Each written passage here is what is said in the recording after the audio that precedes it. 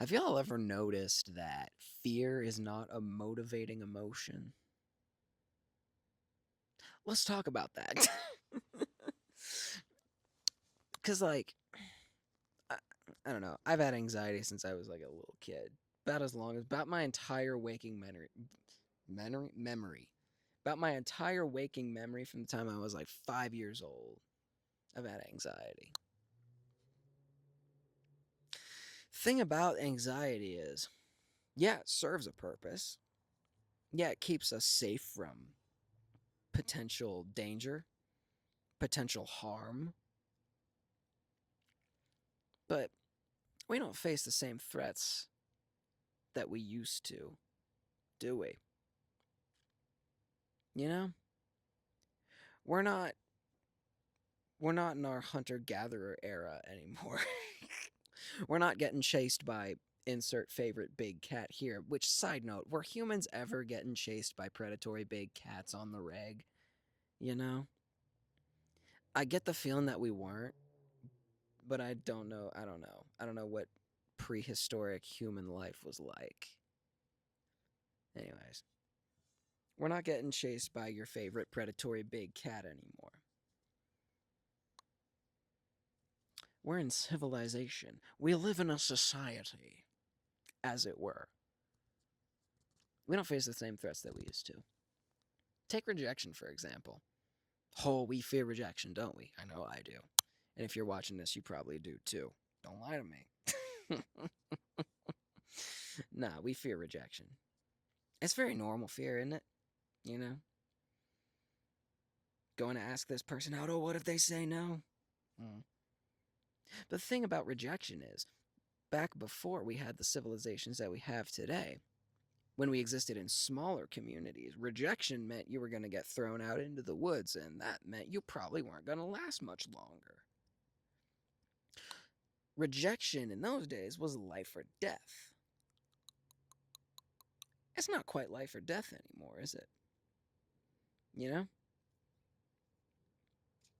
If that one person you ask out says no, there will probably be another person who will say yes. If you get thrown out of one community, you will probably be able to find another at some point. There are more people, there are more of us, more concentrated if you live in a larger city, I guess. Rejection is no longer life or death, and yet our minds love to act like it is. The mind loves to act like the old threats that used to exist are still exist in the same capacity now, don't they? They don't. But what happens is when our mind still operates on those old stories is that fear that we feel tends to hold us back. The anxiety exists to keep us safe from potential danger, from potential harm, but what that results in is we never experience or we never seek out any uncomfortable experiences. We stay in our rooms, don't really talk to anybody, don't really leave the house much because we're afraid to, you know? At this point, the only purpose that anxiety serves is to keep us stagnant, stuck, standing still. Alliteration's cool. Anxiety doesn't serve the same purpose as it used to, does it? Our fear is holding us back. It's holding us back from applying to that job. It's holding us back from asking that person out. It's holding us back from putting out that piece of art that has been sitting gathering dust for Lord knows how long. The anxiety's been holding us back.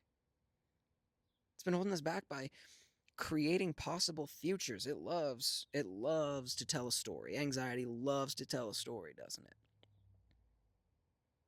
Oh, but if you do this, then this thing will happen, and if this happens, then you won't be able to do this, and there's never an end to it. Anxiety loves to extrapolate based on nothing. Maybe it'll draw on a past experience or two that we've experienced throughout our lives, and it'll try and use that, and it'll twist that into, it'll work that into its story about the future. It's just smoke and mirrors, man. It is just smoke and mirrors. Anxiety don't know what it's talking about. And we don't have to feed it, you know? It starts with one thought, yes. We think of, oh, there's this thing that I have to do, you know? Gotta do my laundry, gotta do my dishes. Ugh.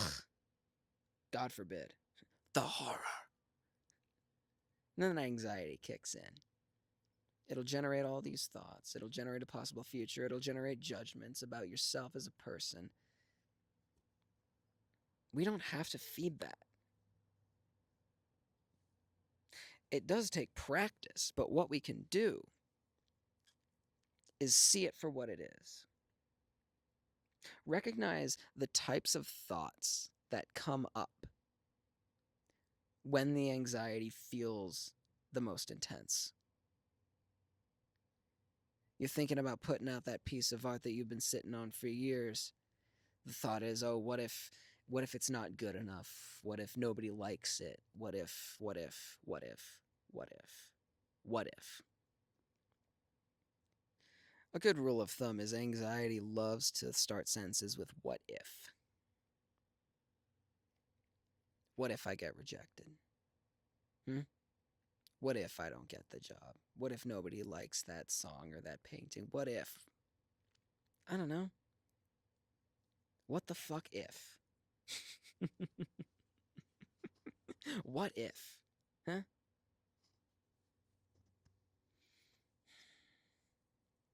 We don't have to feed those stories. We can see them for what they are.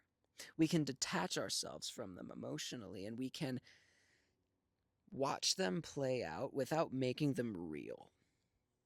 Because we know that what's creating those stories is anxiety.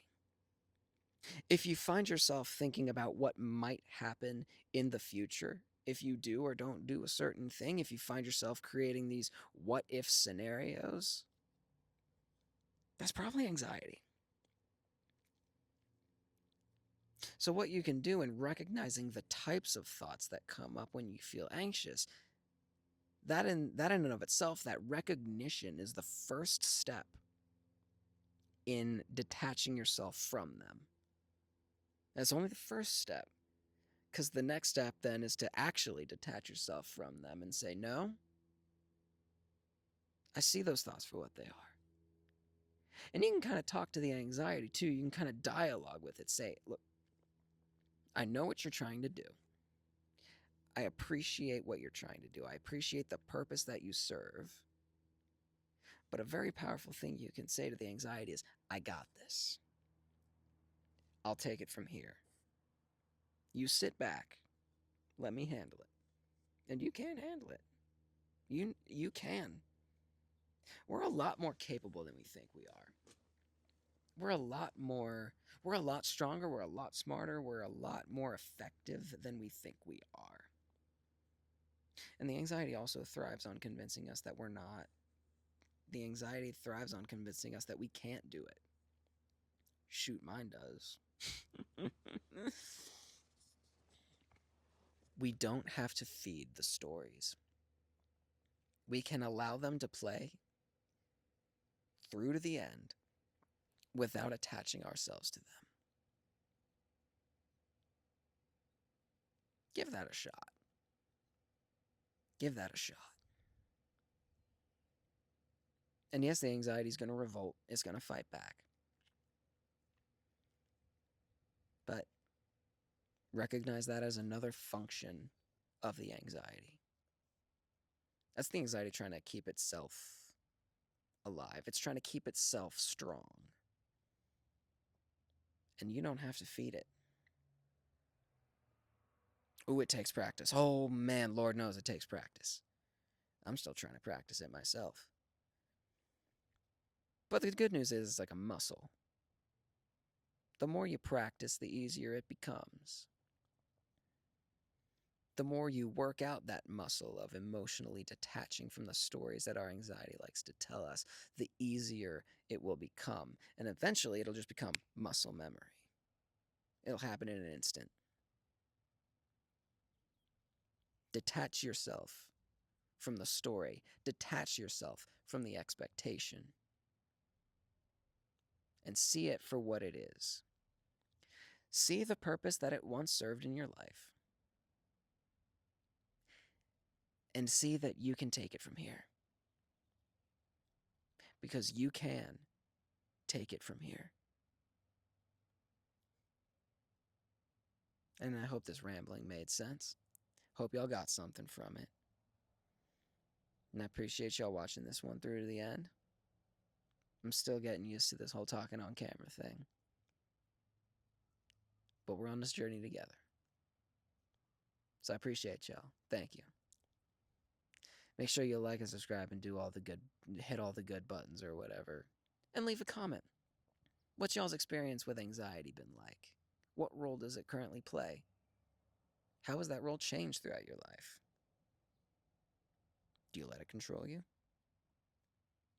No judgment if you do. Shoot, I still do. We all still do. Anyways, be good to yourselves.